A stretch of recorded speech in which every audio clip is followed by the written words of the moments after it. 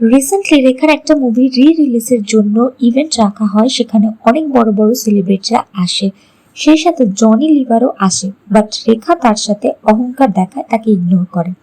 আজকে কথা বলা যাক রেখাকে নিয়ে। রেখার ফিল্ম যার নাম উমরাও জান, সেই ফিল্মকে পুনরায় রিলিজ করার জন্য একটা ইভেন্ট রাখা হয়। অনেক বড় বড় সেলিব্রিটিরা সেখানে আসে, যেমন আলিয়া ভাট, তাবু, আর রহমান, অনিল কাপুর, আরো অনেকে। সেখানে জনি লিভারও ছিল। রেখা সবার সাথে সুন্দর করে ছবি তুলছিল। ফর এক্সাম্পল, আর রহমানের সাথে ছবি তোলার সময় তার গালে কিস করছিল। তাবু আর আলিয়াকে জড়িয়ে ধরে ছবি তুলেছে। আর যখন জনি লিভার আসে তার সাথে হ্যান্ডশেক করে, দেন সে যখন ছবি তুলতে যায় রেখা একটা ডিস্টেন্স মেনটেন করে। জনি লিভার হয়তো বড় কোনো হিরো বা ভিলেন না, বাট হ্যাঁ, জনি লিভারের জন্য অনেক মুভিতে জোকস বা ফানটাকে অনুভব করা যেত। রেখা একজন সুবিধাবাদী অভিনেত্রী। যারা সাকসেসফুল বা রিচ তাদেরকে অনেক বড় করে দেখে, অন্যদিকে যারা তার তুলনায় নিম্ন তাদেরকে ছোট করে দেখে।